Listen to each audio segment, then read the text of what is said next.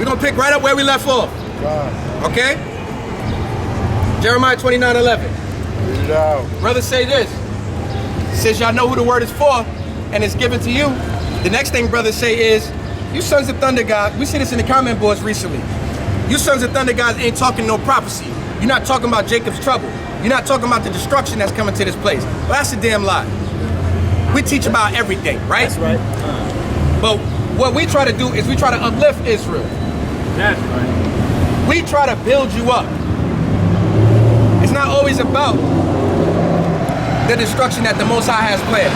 Hey, we know the Lord has a destruction plan. But it's not always about that. What about what you have to do to avoid the destruction? That's important to teach, yes? But the main thing they want to focus on is Esau's judgment. But when has Esau ever got away since we've been out here? He can't get away. We always rebuke him. So now the new criticism is, well, y'all don't talk about Jacob's trouble. What are you talking about? All we do is talk about the persecution of Jacob and how he has to get himself right, or he's going to be left out. Man, we even speculate on what's going to happen during them times. That's right. All right. So those are lies that they tell on us. Why? Because we try to show the other side of the Most High also. The love that he has for Israel, we try to teach that too. And for some reason, that's not interesting. Jeremiah 29:11. The book of Jeremiah, chapter 29 and verse 11. For I know the thoughts that I think toward you, saith the Lord. The Lord said he knows the thoughts that he has towards us. Come on. Thoughts of peace. Thoughts of what? Thoughts of peace. So yes, the Most High is going to destroy the wicked. Yes, he's going to subdue the wicked. Yes, he's going to punish the evil. Yes, he's going to remove all this concrete and the dominion that these devils have out here and how these heathens take advantage of our situation. Of course, he's going to remove all of that, right? But he also has thoughts of peace towards us too. So what, the Most High is just going to destroy our enemies and we still going to be chastised? No, it's going to be a blessing coming. Hold on.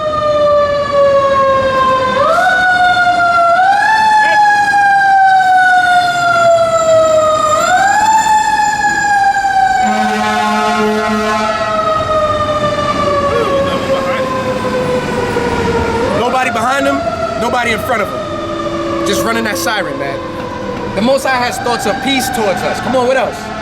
And not of evil. Come on. To give you an expected end. An expected end. So like an expected end. Because some of y'all have anxiety. Some of y'all feel like, oh, I'm serving the Most High, but I still think he's going to destroy me. A lot of brothers and sisters have that feeling. Okay, I found out I'm a Hebrew Israelite. I'm keeping the feast days. I'm trying to do the commandments. Probably still not going to make it. You'd be surprised how many people feel like that, man. Because that's an unexpected end. That I done labored and done all this work, sacrificed family and friends, put myself in the eye of the public, allowing myself to be exposed. My family turn against me.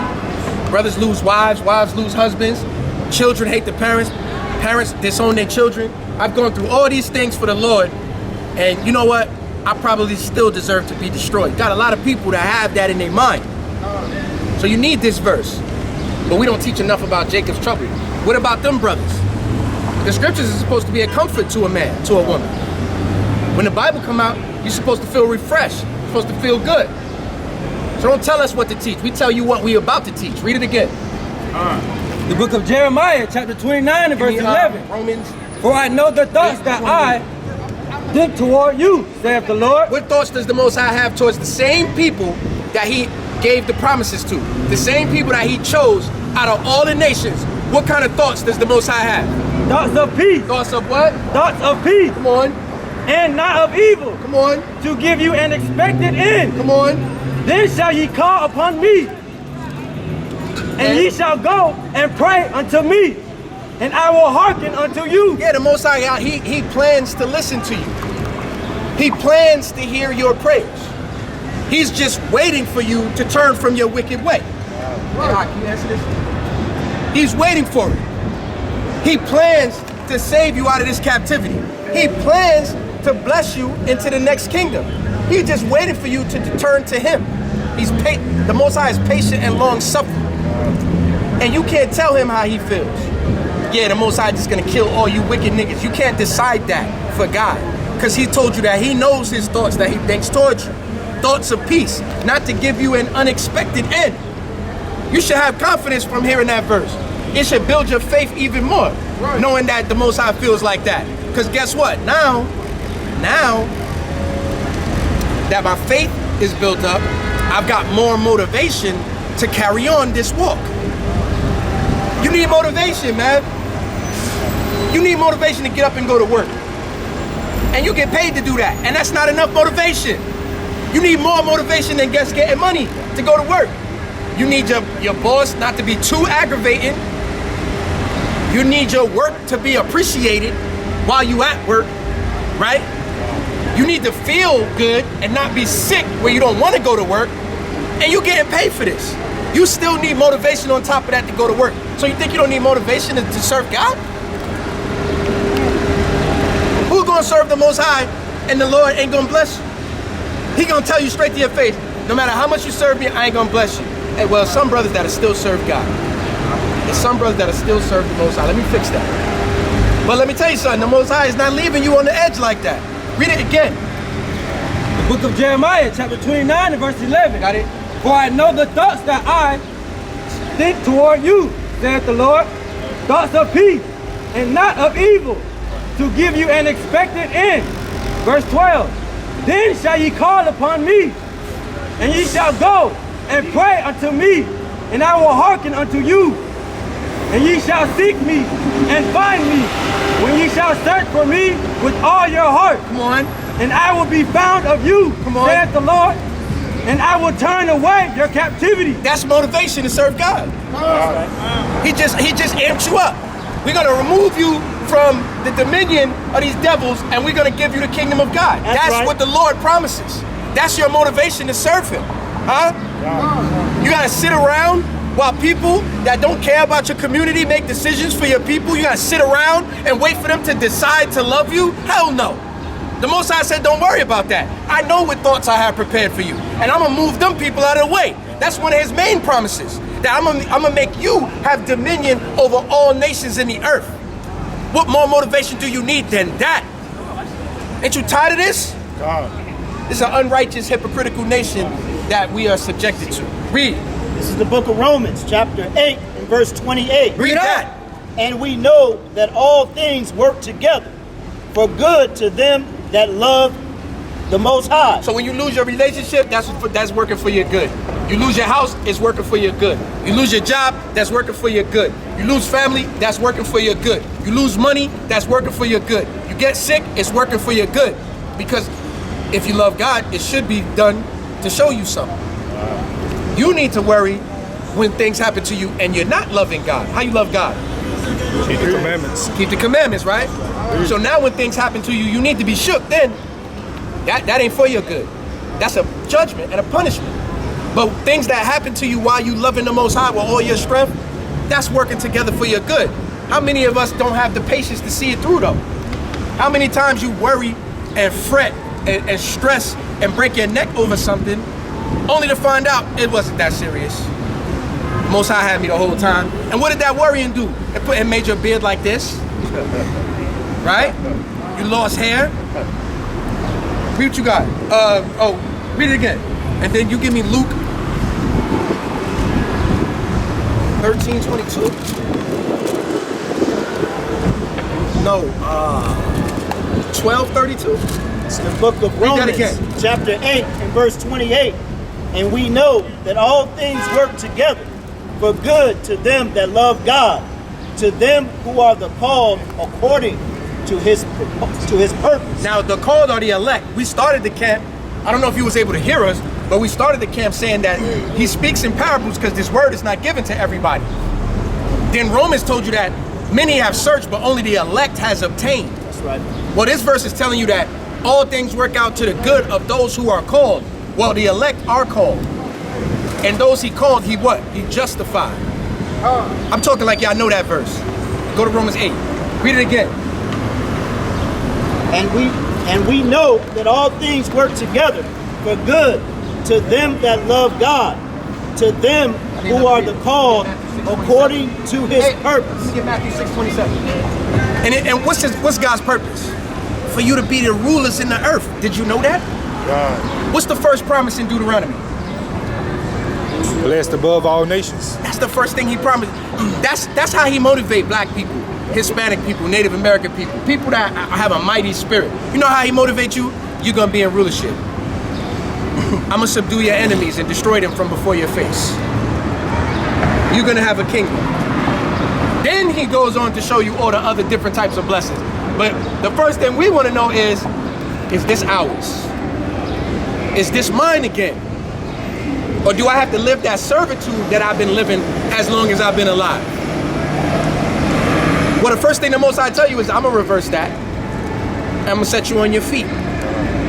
Read that Luke 12:32. The book of Luke, chapter 12 and verse 32.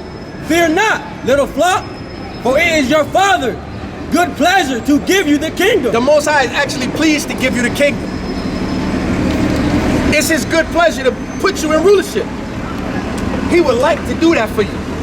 The problem is you don't want to serve him. Who's the problem? It would be us, right? God. No, think about it. Fear not is the first thing. Read again. The book of Luke, chapter 12, verse 32. Fear not, little flock. But all we do is suffer from fear all day long. We don't suffer from the fear of the Lord. We suffer from the fear of anxieties, problems we have in life all day long. And the first thing the Lord said is fear not. Calm down. Why? For it is your Father's good pleasure to give you the kingdom. Because that's what color the letters? Red. So Yahushua teaching this.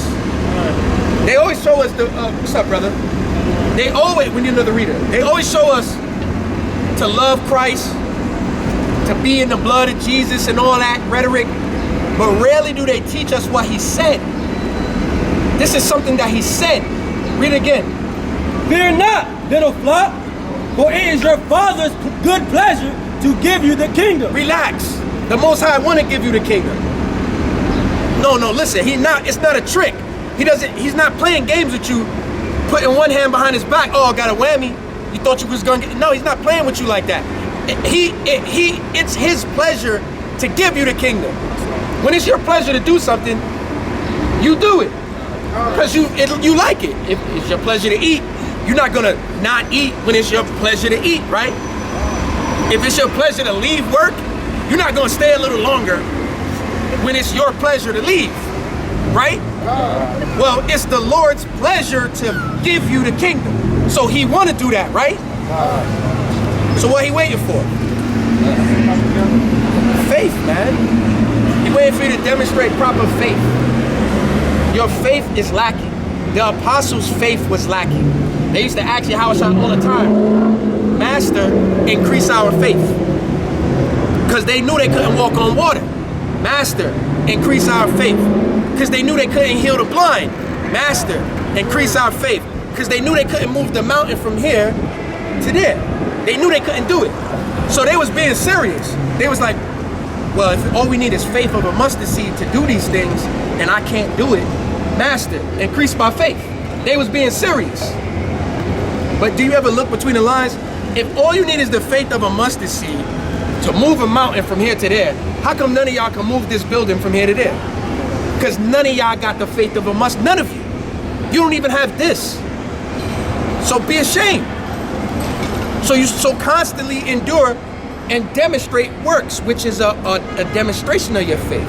Keeping the commandments is a demonstration of faith. Because you ain't seen God. Most High ain't appeared to none of y'all. And anybody say he showed up to you in a dream, I don't want to hear it. Most High ain't appeared to none of y'all. Ain't no angel appeared to none of y'all. I don't care what you're saying. Ain't no angel, because we're not in that generation. The Bible already told us already. We're not going to get them kind of signs. So why you lying, saying the angel appeared to you and said, yo, this is what we're going to do? No, he didn't.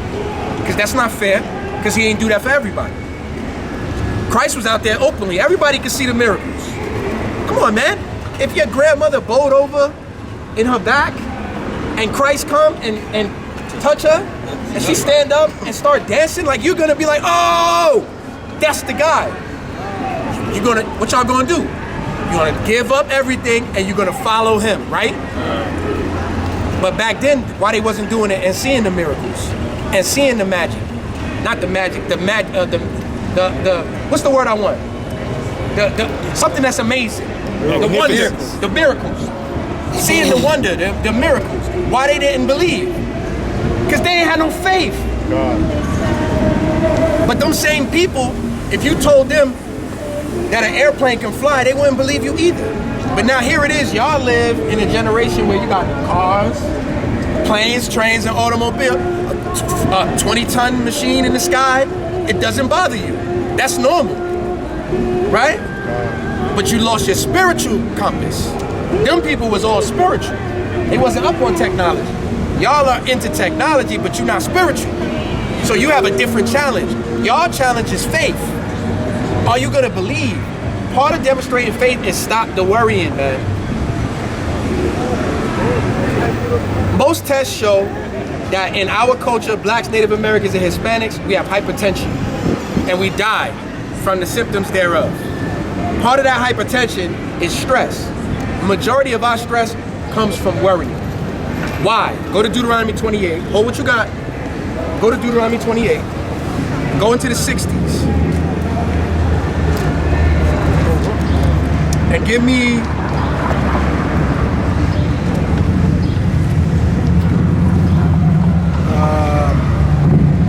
start at verse 65. Listen to this.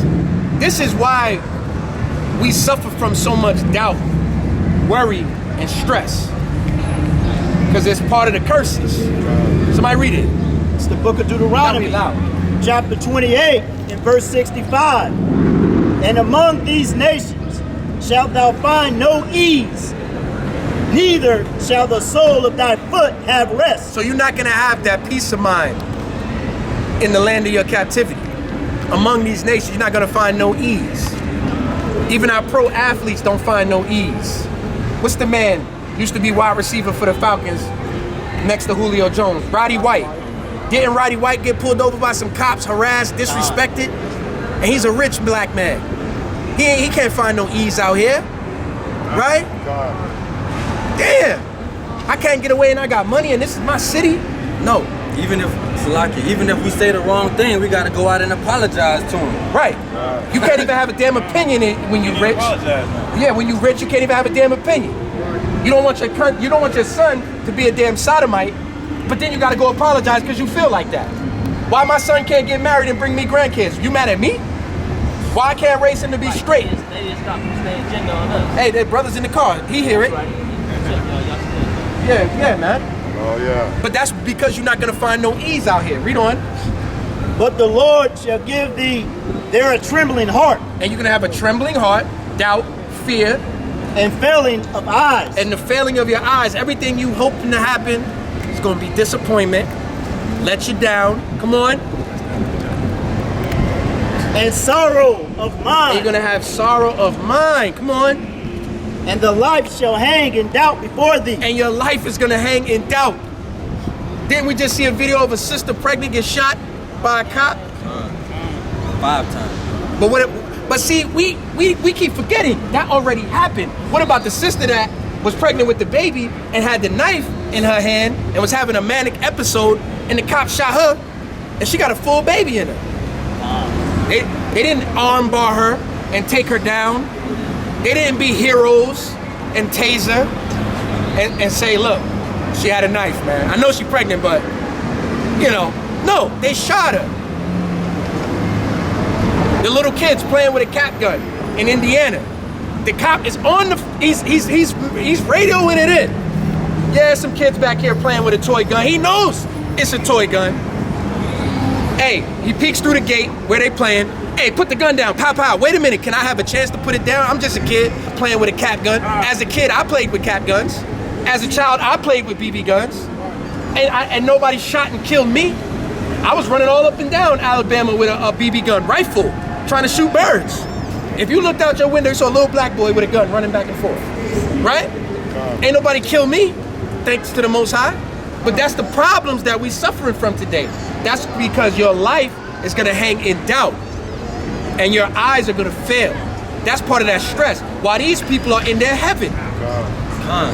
I wanna be a lesbian, I'm in heaven, I can do that. I wanna raise my child not to have a gender, I'm in heaven, I can do that. What up? Right?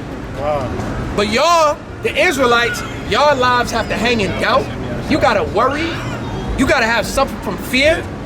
All your purposes is disappointed. You gotta toil. The sweat of your brow is how you gotta get everything you got. And they wonder why we upset. But the Bible got the antidote and the medicine for those feelings. I got another one. You want me to teach Jacob's trouble all day, but you don't want me to give you the medicine for those feelings. Well, that's why we teach how we teach. We try to be well-rounded. We want to give you I'm not going to describe all of that whack garbage that you got to deal with and not try to find you some comfort in the scriptures, man. That's why we teach a variety of different things. That's why we go all around the world with the Bible. Read what you got. This is Matthew chapter 6, verse 27. Bring it up.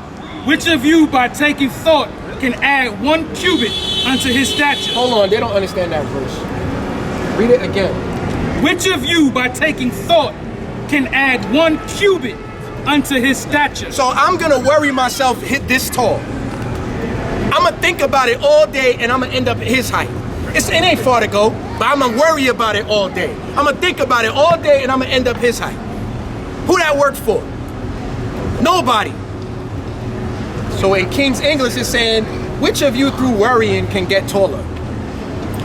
What have you changed through your worry and your fear? What has changed? What outcome have you ever turned to a better outcome by worrying? So because you worried, the outcome became better? Who has that ever happened for? That's what the Bible is asking you. Read it again. Which of you, by taking thought, can add 1 cubit unto his stature? Nobody. Come on.